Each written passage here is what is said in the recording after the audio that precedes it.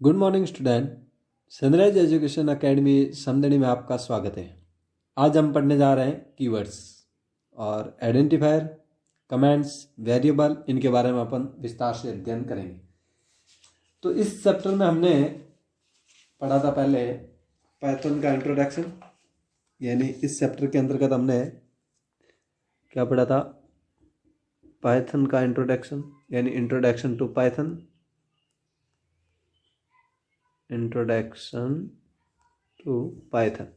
फिर इसके बाद इसके फीचर्स ऑफ पाइथन,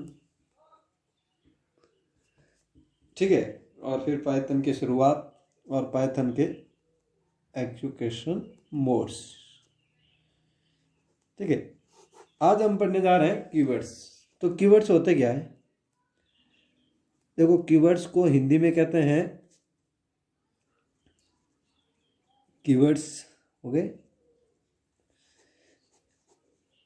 इसको अपन कह सकते हैं आरक्षित शब्द, हिंदी में आरक्षित शब्द।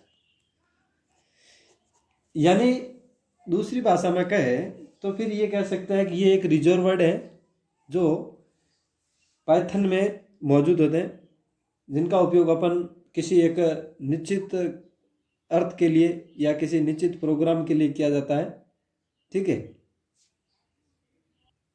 यानी कीवर्ड का उपयोग जो एक किसी विशिष्ट अर्थ के लिए करेंगे, ठीक है। विशिष्ट अर्थ का मतलब है कि जिसके लिए इनको बनाया गया है, जिसके लिए, जिसके उपयोग के लिए इनको बनाया गया, उसी के लिए इसका उपयोग किया जाएगा। यानी जिसके लिए बनाया गया है उसी के लिए उनका उपयोग करेंगे, किसका? कीवर्ड्स का। तो पाइथन में, पाइथन इंटरप्रेटर में कुछ कीवर्ड होते हैं, वो देख लेते हैं कौन कौन से कीवर्ड है।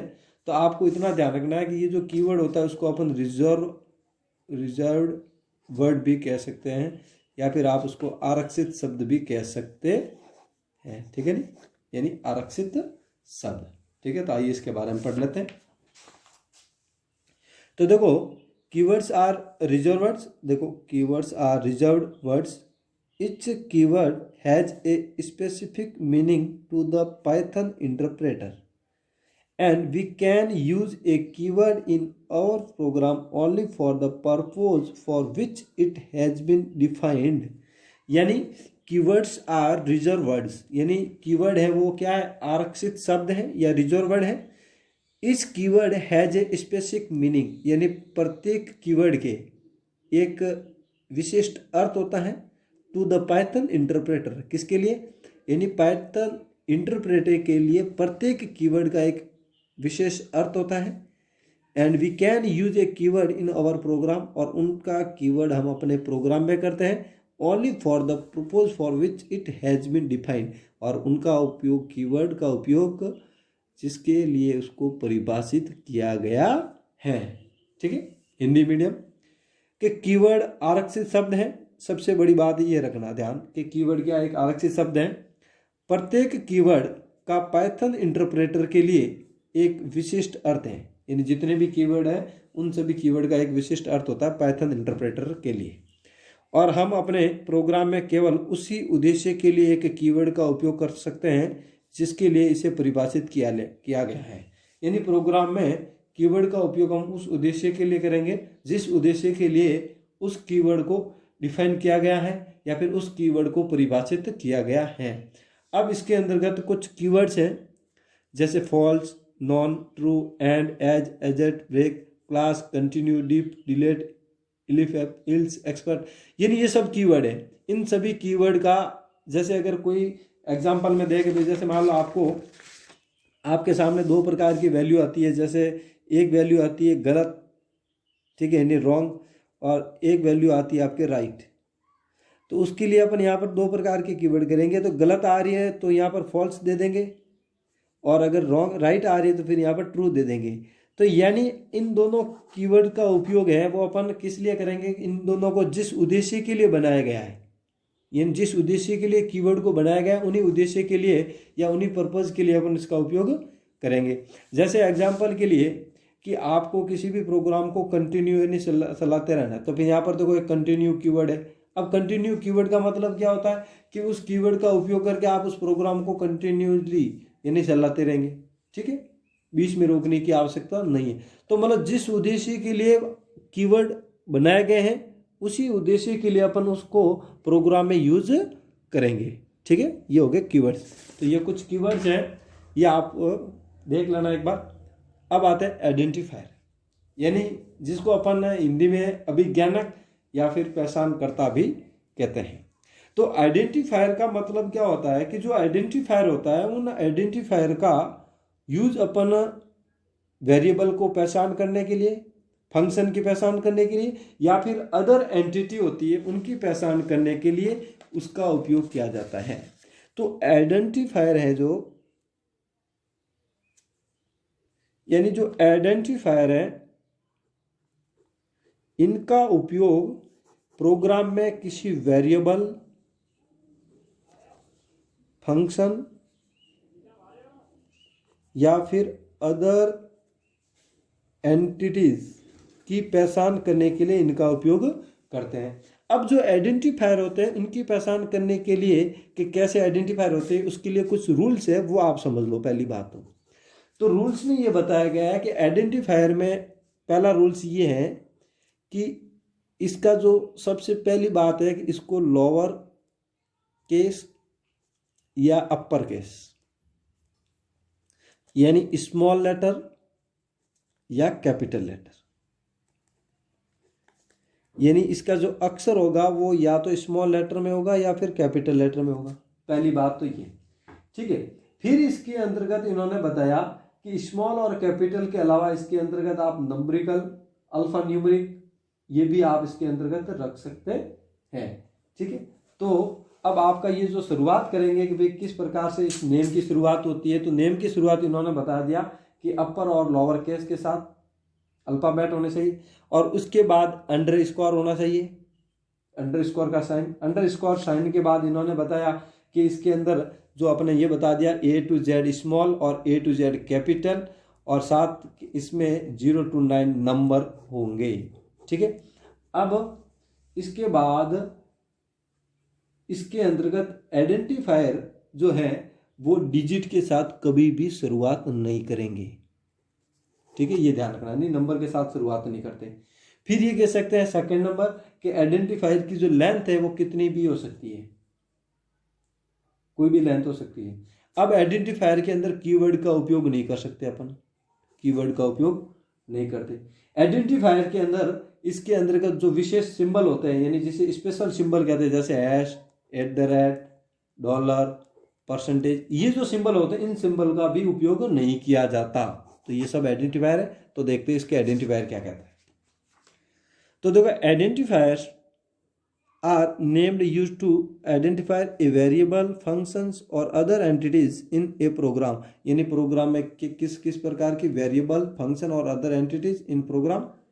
The rules for naming and identifier in Python are as follows, यानी इसके नियम है किसके, कि आइडेंटिफायर के नेम कैसे दिए जाते हैं, उसके नियम, ठीक है। तो ये चीज समझ में आएगा कि आइडेंटिफायर है वो किसको नेम यूज है वो किस प्रकार से होते हैं, कि आइडेंटिफायर एक वेरिएबल और फंक्शन की पहचान करता है। तो देखो, पहचान करता एक प्रोग्राम में एक सर, फंक्शन या अन्य एंटिटीज की पहचान करने के लिए उपयोग किए जाने वाले नाम है। कौन पहचान करता? पाइथन एक पहचान करता के नामकरण के लिए निम्न के नियम इस प्रकार हैं, यानी इसके नियम होते हैं कि किस प्रकार से अपन वेरिएबल के नाम यानी किस प्रकार से आइडेंटिफायर के नाम रख सकते हैं, उसके लिए नियम बने हुए। तो वो नियम अपन एक बार देख लेते हैं, ठीक है। तो ये समझ में आ गया कि पहचान करता क्या करता है कि प्रोग्राम में किसी फंक्शन को, किसी वेरिएबल को या किसी एंटिटी की अगर आपको पहचान करनी है तो उसके लिए अपन आइडेंटिफायर का उपयोग करते हैं। पहला नियम देखो, the name should beginning with the an upper case और लोअर केस, यानी उन नेम की जो शुरुआत है वो अपर केस या लोअर केस से होगी, अल्फाबेट, ठीक है। और एन अंडरस्कोर साइन, किसके साथ? अल्फाबेट जो है अपर केस या लोअर केस यानी स्मॉल लेटर या कैपिटल लेटर के साथ अंडरस्कोर का साइन होना चाहिए। This may be followed by any combination of character, यानी कॉम्बिनेशन कैसा भी हो सकता है, जैसे A to Z small letter, A to Z capital letter, या फिर 0 to 9 और अंडरस्कोर साइन। तो an identifier can not start with a digit, यानी इस डिजिट के साथ इसकी शुरुआत नहीं कर सकते। ठीक है, तो मतलब कॉम्बिनेशन भी हो सकता है, चाहे वो स्मॉल लेटर में हो या कैपिटल लेटर में हो, और अंडरस्कोर यानी इनका कॉम्बिनेशन ऑफ करेक्टर, और फिर उसके बाद अंडरस्कोर भी होना चाहिए। और N identifier can not start with digit, और इनकी डिजिट के साथ इनकी शुरुआत नहीं होती। ठीक है, फिर आता है हिंदी में, देखो कि नाम एक अपर केस या लोअर केस वर्णमाला या एक अंडर साइन स्कोर के साथ इनकी शुरुआत होनी चाहिए। इसके बाद वर्णों के किसी भी संयोजन जैसे A to Z, 0 to 9 या अंडरस्कोर हो सकते हैं, और एक पहचानकर्ता अंक के साथ शुरू नहीं कर सकता। यानी जो आइडेंटिफायर होता है, आइडेंटिफायर की शुरुआत हमेशा आपको कहाँ से मिलेगी, या तो नंबर तो होंगे नहीं, यानी अपर केस यानी जिसमें आपको वर्ण होंगे कैपिटल लेटर, या फिर स्मॉल लेटर होगा, या फिर आपका अंडरस्कोर का सिंबल होगा, वही अपन आइडेंटिफायर कहलाएंगे। ठीक है, अब आता है it can be of any length, यानी ये किसी भी लंबाई का हो सकता है। यानी इसकी लेंथ का मतलब होता है कि कितना बड़ा होगा आइडेंटिफायर। जैसे A to Z 26 अक्षर होते हैं, तो 26 अक्षरों की भी लेंथ हो सकती है, यानी इसके अंदर नंबर, वर्णमाला, और उसके अंदर जैसे अंडरस्कोर का सिंबल का उपयोग करके अपन कर सकते हैं। लेकिन इतना ध्यान रखना कि इसकी जो आइडेंटिफायर है उसकी स्टार्ट यानी आइडेंटिफायर का जो पहला अक्षर होगा वो नंबर नहीं होगा। बाद में आपके नंबर आ सकते हैं, लेकिन पहले अक्षर हमेशा इसकी शुरुआत अपर केस या लोअर केस से ही होगी। ठीक है, तो इसकी लेंथ एनी लेंथ यानी इसकी लंबाई का हो सकता है किसी भी लंबाई का। फिर आता है it should not be A keyword और रिजर्व वर्ड, यानी यहाँ पर इनका कीवर्ड और जो रिजर्व वर्ड होते हैं उनका उपयोग अपन आइडेंटिफायर में नहीं कर सकते। तो यहाँ कीवर्ड और आरक्षित शब्द नहीं होने चाहिए, यानी उनका उपयोग नहीं होता। अब आता है we can not use special symbol like dollar, hash symbol, percentage, etc in identifier. तो जो विशेष प्रतीक होते हैं या फिर जो विशेष प्रकार के जो सिंबल होते हैं उन सिंबल का उपयोग अपन आइडेंटिफायर में नहीं करते। तो can not use special symbol कौन कौन से हैं, ये आपके सामने है ये। ठीक है, तो पहचानकर्ता में विशेष जो प्रतीक होते हैं उनका उपयोग नहीं कर सकते अपन। ठीक है, तो हमने आइडेंटिफायर के टोटल कितने नियम देखे, 4 नियम पढ़े। पहला नियम क्या पढ़ा कि इसके अंतर्गत जो कॉम्बिनेशन होता है, यानी इसमें इसकी जो शुरुआत होती है वो अपर केस या लोअर केस होते हैं।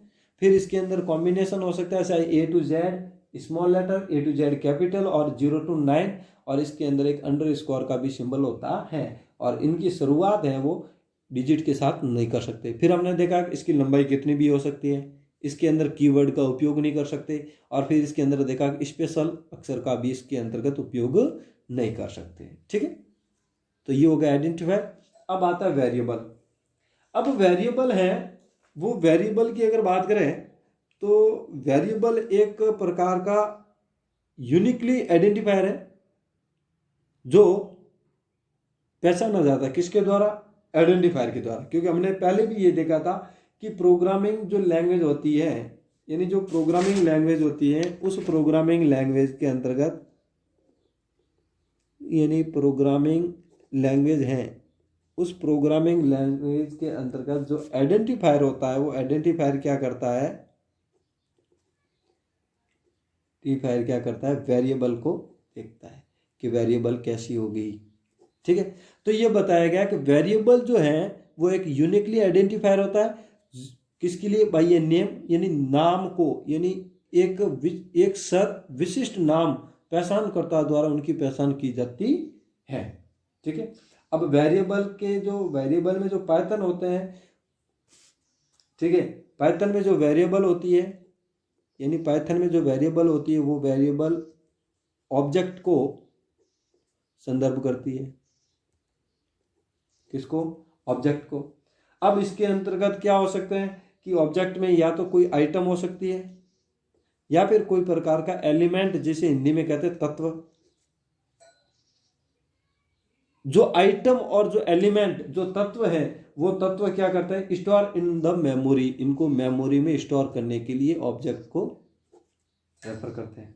अब इनकी वैल्यू है, यानी वेरिएबल की जो वैल्यू होती है वो स्ट्रिंग में भी हो सकती है, वेरिएबल की जो वैल्यू है वो स्ट्रिंग में भी हो सकती है, या फिर वो वैल्यू नंबरिंग भी हो सकती है।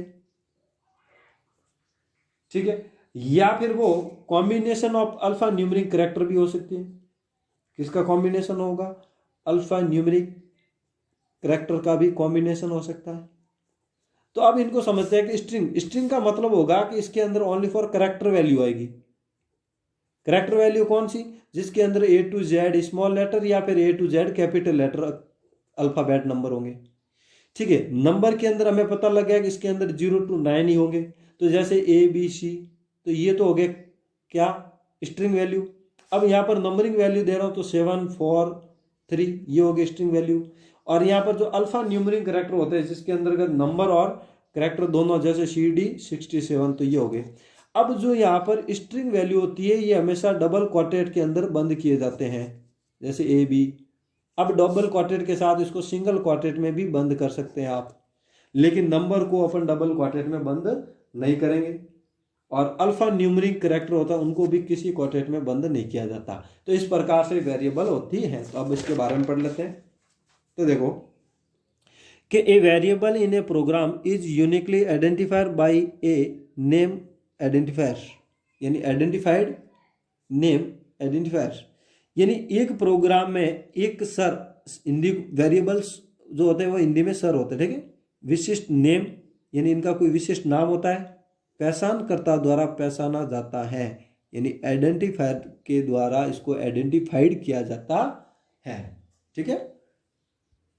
अब आगे देखो कि variable in Python refer to an object an item और element that is stored in memory. अब पाइथन में जो वेरिएबल होते हैं वो वेरिएबल क्या करता है? एक ऑब्जेक्ट को संदर्भित करता है और इसके अंदर कोई वस्तु या तत्व जो मेमोरी में संग्रहित होता है, यानी इसके अंदर जो आइटम, ये आइटम और एलिमेंट जो कहाँ पर स्टोर होंगे? Store in the memory. और वेरिएबल है वो किसको रिफर करेंगे? रेफर्स टू एन ऑब्जेक्ट, यानी इसको ऑब्जेक्ट को संदर्भित करता है और इसके अंदर आइटम और एलिमेंट होते हैं, उनको मेमोरी के अंदर स्टोर करवाए जाते हैं या फिर उसको संग्रहित किया जाता है। हिंदी में देखो कि पाइथन में सर एक ऑब्जेक्ट को संदर्भित करता है, किसको? ऑब्जेक्ट को। और एक वस्तु या तत्व जो मेमोरी में संग्रहित होता है, इसके अंदर आइटम और इसके एलिमेंट्स होते हैं, वो मेमोरी के अंदर स्टोर किए जाते हैं। अब आता है value of variable. Value of a variable can be a string, numeric और any combination of alphanumeric character. अब वेरिएबल की जो वैल्यू है वो आपके स्ट्रिंग भी हो सकती है या न्यूमरिक भी हो सकती है या फिर अल्फा न्यूमरिक भी हो सकती है। तो अभी मैंने आपको बताया कि अगर कोई वेरिएबल की जो वैल्यू है, यानी जो वेरिएबल है और उस वेरिएबल की वैल्यू है वो कैसी हो सकती है? स्ट्रिंग भी हो सकती है। स्ट्रिंग होगी तो इसका मतलब अल्फाबेट होंगे। अल्फाबेट होंगे तो आपको पता है कि A to Z स्मॉल और A to Z capital in letter में होंगे। स्ट्रिंग के बाद क्या बताया कि न्यूमरिक होगी, तो न्यूमरिक में हमें पता लगा है कि इसके अंदर 0 to 9 नंबर होंगे। और एक इसने बताया कॉम्बिनेशन होती है जिसको कह सकते हैं alpha numeric character. Alpha numeric character का मतलब क्या हुआ कि इसके अंदर नंबर प्लस कैपिटल, यानी जो इसको कह सकते हैं अल्फाबेट, इन दोनों का कॉम्बिनेशन मिलेगा। तो जो स्ट्रिंग वैल्यू होती है उन स्ट्रिंग वैल्यू को हमेशा लिखते समय किसका उपयोग किया जाता है? Double quartet. किसका? डबल क्वार्टेट का उपयोग करते हैं और सिंगल क्वार्टेट का भी उपयोग करते हैं, यानी इसको इन्वर्टेड कॉमा में बंद किया जाता है। तो जैसे मैंने लिखा कि माय नेम इज राम, तो अब ये क्या है? एक स्ट्रिंग वैल्यू और इसको मैंने डबल क्वार्टेट में बंद कर दिया। जैसे एग्जांपल में लिखते हैं कि एंटर द वैल्यू ऑफ ए, तो ये जो लाइन लिखी है ये हमेशा डबल क्वार्टेट में लिखेंगे। क्यों लिखेंगे? क्योंकि ये जैसे बी, जैसे नाम लिखा अलवर एग्जाम्पल में, अब अलवर को मैंने डबल क्वार्टेट में बंद किया क्योंकि ये स्ट्रिंग वैल्यू है।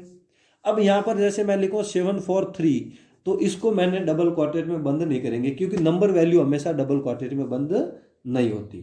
फिर आता है अल्फा न्यूमरिक। अल्फा न्यूमरिक में मैंने बताया कि कॉम्बिनेशन होता है किसका? अल्फाबेट का प्लस नंबर का। तो अल्फाबेट में जैसे CD G और 4 3, तो ये नंबर लिख दिए, तो ये हो गया अल्फा न्यूमरिक, ठीक है। तो समझ में आ गया कि एक सर का मान एक स्ट्रिंग हो सकता है, संख्यात्मक या अल्फा न्यूमरिक वर्णों को किसी का भी संयोजन हो सकता है। फिर देखो कि in Python we can use an assignment statement to create new variable and assign specific value them.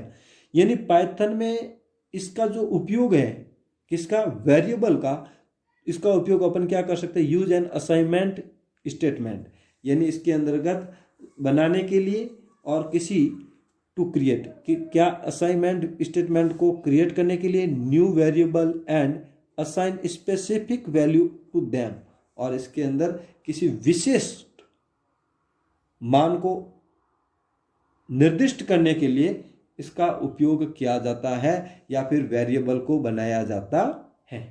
ठीक है, तो देखो पाइथन में हम नए स्वर को बनाने और उनके लिए विशिष्ट मान निर्दिष्ट करने के लिए असाइनमेंट स्टेटमेंट का उपयोग कर सकते हैं। ठीक है, नहीं, यानी असाइनमेंट स्टेटमेंट का उपयोग है किसके लिए करते हैं, न्यू वेरिएबल के लिए, और विशिष्ट यानी असाइन स्पेसिफिक वैल्यू यानी विशिष्ट वैल्यू को निर्दिष्ट करने के लिए या विशिष्ट मान को निर्दिष्ट करने के लिए असाइनमेंट स्टेटमेंट का उपयोग किया जाता है। अब इसके अंतर्गत एक नॉर्मल प्रोग्राम बनाया जाता है कि किस प्रकार से प्रोग्राम है। तो प्रोग्राम ये कहता है कि इसके अंतर्गत प्रोग्राम बनाना है। तो यहाँ पर प्रोग्राम का जो क्वेश्चन है वो है कि write a program to display value of variable in Python. यानी ये कह रहा है कि राइट ए प्रोग्राम, एक प्रोग्राम बनाओ, क्या बनाना है कि to display values of variable, यानी वेरिएबल की वैल्यूज आपको डिस्प्ले प्रदर्शित करना है इन पाइथन। तो हमें पता है कि पाइथन का प्रोग्राम बनाना है, तो पहले तो हैश साइन कर दो।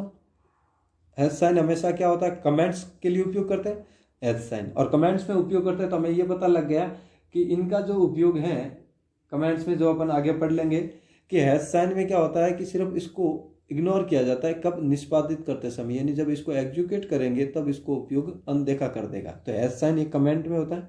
फिर यहाँ पर लिखा हमने प्रोग्राम, प्रोग्राम नंबर कितना है, जैसे 1 तो 1, फिर हैश साइन। अब इस प्रोग्राम में करना क्या है कि राइट ए प्रोग्राम क्या करना है, तो to display value of variable. तो ये लाइन यहाँ लिख दीजिए कि to display values of variable, यानी वेरिएबल की वैल्यूज को डिस्प्ले करना है।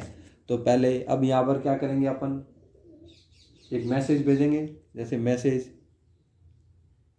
और मैसेज में हमने क्या भेजा, इक्वल करके डबल क्वार्टेट में लिखा कीप स्माइलिंग, कीप स्माइलिंग, ये मैसेज भेज दिया। प्रिंट कराओ, तो प्रिंट क्या कराओगे, मैसेज, तो ये कोष्टक में लिख दो मैसेज। फिर अपन को क्या करनी है, वैल्यू करनी है, तो ये लो यूजर नंबर, और यहाँ पर लिख दिया 107, तो ये क्या है, यूजर नेम। अब अपन प्रिंट करवाते हैं, तो प्रिंट करवाते हैं तो आपको हमें पता है कि प्रिंट में यूजर नेम को क्वार्टेट में बंद नहीं करते। तो यहाँ लिख दीजिए यूजर नंबर इज, फिर उसके बाद डबल ये क्वार्टेट सिंगल, और फिर यहाँ लिख दीजिए यूजर नंबर। ये इस प्रकार का एक नॉर्मल प्रोग्राम हो गया है। ठीक है, तो आप देख सकते हैं ये रहा एक नॉर्मल प्रोग्राम। ठीक है, अब नेक्स्ट बढ़े अपन। अब इसके अंतर्गत एक और प्रोग्राम सीखते हैं, लेकिन प्रोग्राम नंबर 2, जिसके अंतर्गत लिखा गया है कि write a Python program to find the sum of 2 number, यानी 2 नंबर को जोड़ने का पाइथन में प्रोग्राम बनाना है। तो पहले शुरुआत जो इसकी होती है वो हमेशा हैश साइन से होगी, और यहाँ लिख दो प्रोग्राम, कितना नंबर, 2 नंबर। फिर इसके बाद हैश साइन। अब इसके अंतर्गत किसका प्रोग्राम बनाना है, तो to find the sum of 2 number, तो ये लाइन यहाँ लिख दीजिए, to find the sum of 2 number. अब 2 नंबर कौन से, जैसे एग्जाम्पल के लिए ए और बी, नंबर 1 और नंबर 2। अब ए की वैल्यू जैसे 10 है और बी की वैल्यू 15 है। ठीक है, तो ये अपने क्वेश्चन के अंदर डिक्लेरेशन कर रखी होती है। तो अब देखो नंबर ए बराबर 10, बी बराबर 15, अब आप ए बी ना लिखें, यहाँ लिख सकते हो NUM नंबर 1 और NUM नंबर 2, NUM 2 NUM 1। तो यहाँ पर 10 और 15, तो यहाँ पर भी आपको क्या लिखना है, NUM 1 10 और NUM 2 बराबर 15, ये लिख दिया। अब इनको करना क्या है, जैसे आपको क्या करना है, सम करना है। तो यहाँ sum is equal to NUM 1 plus NUM 2, ठीक है। फिर क्या करेंगे, प्रिंट, तो ये प्रिंट है और प्रिंट कोष्टक में लिख दीजिए सम, बस ये प्रोग्राम हो गया अपना, ठीक है। और फिर उसका आउटपुट लेंगे तो कैसे लेंगे, तो देखो वो आउटपुट यही है कि सम बराबर NUM 1 प्लस NUM 2, तो 1 और 2 यानी यहाँ पर 15 प्लस 10 प्लस 15 यानी 25, ठीक है। अब इसी प्रकार से एक और साइड एग्जांपल लेते हैं, जैसे 3 नंबर, यहाँ लिखते हैं कि write a Python program to find the area of a rectangle. क्या करना है कि रेक्टेंगल का क्षेत्रफल ज्ञात करने का प्रोग्राम लिखना है। अब इसके अंतर्गत लेंथ जो है वो भी दे रखी है, लेंथ की वैल्यू है उन्होंने दे दी 10, और जो ब्रिड्थ है उसकी भी वैल्यू इन्होंने दे रखी है, ये कितनी 20। अब ये ज्ञात करना है, तो देखो सबसे पहले एस और फिर क्या लिखना है, प्रोग्राम, ये तो आएगा ही आएगा, प्रोग्राम नंबर कितना 3, फिर एस। अब इसमें करना क्या, ज्ञात क्या करना है, तो to find the area of rectangle, तो यहाँ लिख दीजिए to find the area of a rectangle, ये लिख दिया। अब इसके अंतर्गत लेंथ दे रखी है, तो जो रेक्टेंगल का जो फॉर्मूला होता है वो क्या होता है, लेंथ इनटू ब्रेड्थ, तो यहाँ लिख दीजिए लेंथ इज इक्वल टू 10 और ब्रेड्थ इज इक्वल टू 20, ये हो गया। अब इन दोनों को क्या करते हैं अपन, आगे बढ़ते हैं। अब ज्ञात क्या करना, एरिया, तो एरिया बराबर लेंथ इंटू ब्रेड्थ। अब क्या करवाना, प्रिंट, तो यहाँ लिखवा दीजिए प्रिंट, और प्रिंट में क्या आ जाएगा, एरिया, तो एरिया लिख दीजिए कोष्टक में बंद।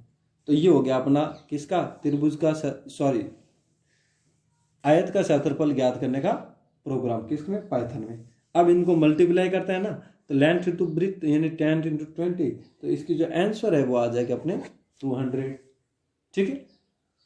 तो ये इसका देख लीजिए प्रोग्राम, दोनों हो गए, 2 नंबर को जोड़ने का और प्लस इसमें ये हो गया अपना एरिया ऑफ रेक्टेंगल। अब बात करते हैं इसकी अगले की, जो टिप्पणी। टिप्पणी का मतलब होता है कमेंट, और कमेंट का मतलब होता है कि जो प्रोग्राम होते हैं उन प्रोग्राम के अंदर किसी भी प्रकार का रिमार्क या नोट अगर आपको देना होता है तो उसको कहते हैं टिप्पणी। तो देखो, comments are used to add a remark और नोट, यानी अगर आपको रिमार्क और नोट ऐड करना है किसमें, प्रोग्राम के कमेंट्स, किसमें, आपको प्रोग्राम यानी जो सोर्स कोड होते हैं इन द सोर्स कोड, तो comments are not executed by interpreter, और इंटरप्रेटर के द्वारा इनको निष्पादित नहीं किया जाता। कमेंट्स का उपयोग ओनली फॉर रिमार्क देने के लिए करते हैं अपन, किसी भी प्रकार से इसको प्रोग्राम में निष्पादित नहीं किया जाएगा, ठीक है। तो आगे बढ़े, तो हिंदी में लिखो, देखो कि स्रोत कोड में टिप्पणी या नोट जोड़ने के लिए टिप्पणियों का उपयोग किया जाता है और टिप्पणियां इंटरप्रेटर द्वारा निष्पादित नहीं की जाती। यानी इसमें जो सोर्स कोड होते हैं उन सोर्स कोड में किसी भी प्रकार का अगर आपको रिमार्क या नोट देना है तो उसका उपयोग अपन कमेंट्स के द्वारा कर सकते हैं, और कमेंट्स जो होते हैं या टिप्पणी होती है उनको इंटरप्रेटर द्वारा निष्पादित नहीं किया जाता। फिर आता है कि they are added with the purpose of making the source code easy for human to understand, यानी उनको मानव को समझाने के लिए स्रोत कोड को आसान बनाने के उद्देश्य से जोड़ा जाता है। यानी कमेंट किस लिए जोड़ते हैं, तो there are add with the purpose of making the source code, यानी सोर्स कोड को इजी फॉर ह्यूमन अंडरस्टैंडिंग, यानी मानव को आसानी से समझाने के लिए इनको इस उद्देश्य से जोड़ा जाए जिससे कि मानव उसको आसानी से समझ सके, इसलिए किसको, कमेंट्स को ऐड किया जाता है या फिर किसी भी सोर्स कोड में रिमार्क दिया जाता है, जैसे कि यह समझ सके कि ये किस प्रकार का कार्य करेगा या फिर ये फंक्शन क्यों लगाया गया है। ठीक है, तो उन्हें मानव को समझाने के लिए स्रोत कोड को आसान बनाने के उद्देश्य से जोड़ा जाता है। ठीक है, अब आता है in Python a comments start with hash sign, यानी पाइथन में हैश साइन के साथ कमेंट्स को स्टार्ट किया जाता है। ये ध्यान रखना, सबसे बड़ी बात ये है इंपॉर्टेंट इस कमेंट्स में कि कमेंट की शुरुआत है वो हैश साइन के साथ की जाएगी। Everything following the hash till the end of that line is treat as a comments and the interpreter simply ignores it while executing the statement. यानी इसकी शुरुआत हैश साइन के साथ होती है और उस पंक्ति के अंत तक हैश का पालन करने वाली जो भी लाइनें हैं या जो भी लिखी जाती है वो सब एक टिप्पणी के रूप में मानी जाती है। यानी हैश साइन के शुरुआत से लगाकर हैश साइन के अंत तक जो भी इनके बीच में जो भी लाइनें इनकी लिखी जाएगी उन सभी को एक टिप्पणी मानते हैं। और इंटरप्रेटर क्या करता है कि जो केवल कथन को जब निष्पादित करते हैं, यानी जो अपने स्टेटमेंट यहाँ दिए थे उन स्टेटमेंट को जब अपन निष्पादित करते हैं या एग्जीक्यूट करते हैं तो उस समय इनको इग्नोर कर देता है, किनको, कमेंट्स को इग्नोर कर देता है। तो देखो पाइथन में हैश साइन के साथ एक टिप्पणी शुरू होती है, किसके साथ, हैश साइन के साथ इनकी टिप्पणी शुरू होती है और उस पंक्ति के अंत तक हैश का पालन करने वाली प्रत्येक चीज को एक टिप्पणी के रूप में माना जाता है। यानी हैश साइन के शुरुआत से लगाकर हैश साइन के अंत तक जितनी भी लाइनें कुछ लिखी जाती है वो सब एक टिप्पणी के रूप में मानी जाती है। और इंटरप्रेटर केवल कथन को निष्पादित करते समय इसे अनदेखा करता है। और इंटरप्रेटर क्या करता है कि जब कथन को निष्पादित करेंगे तो उस समय यह अनदेखा कर देगा। तो हमने आज जो पढ़ा कीवर्ड्स के बारे में, फिर हमने आइडेंटिफायर, फिर वेरिएबल्स और फिर हमने कमेंट्स के बारे में अध्ययन किया और कुछ हमने प्रोग्राम बनाना सीखा। तो आपको मैं एक क्वेश्चन देता हूँ, घर जाके एक प्रोग्राम बना के आना है होमवर्क में कि किस प्रकार से पाइथन में प्रोग्राम बनाते हैं। तो देखो प्रोग्राम नंबर 4,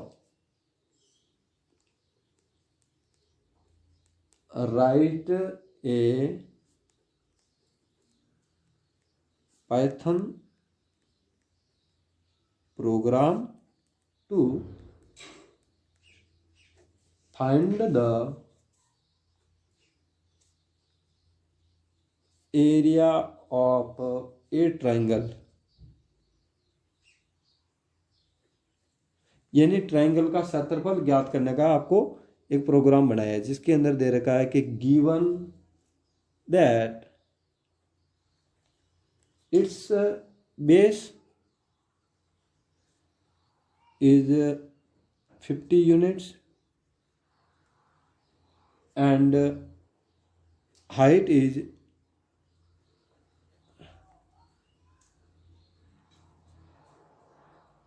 35 यूनिट्स।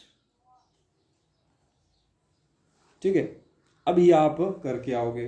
अब हिंदी में अगर बात करें तो देखो ये कह रहा है कि पाइथन में एक प्रोग्राम लिखिए, किसका लिखना है कि ट्रायंगल का क्षेत्रफल ज्ञात करने का पाइथन में प्रोग्राम लिखिए जिसमें अंदर जो आधार है वो 50 है और उसकी ऊंचाई है वो 35 यूनिट है। अब इसको आपको प्रोग्राम बनाना है इसका। ठीक है, तो कोई प्रॉब्लम है तो फिर आप मुझे कमेंट्स के रूप में आप मुझे व्हाट्सएप पे भी बोल सकते हो कि कौन सा टॉपिक समझ में नहीं आ रहा है, कौन सा समझ में आ गया है। तो या आप मुझे जो समझ में नहीं आ रहा आप मुझे पर्सनली व्हाट्सएप पर मैसेज करके आप मुझे बता सकते हैं। ठीक है, थैंक यू।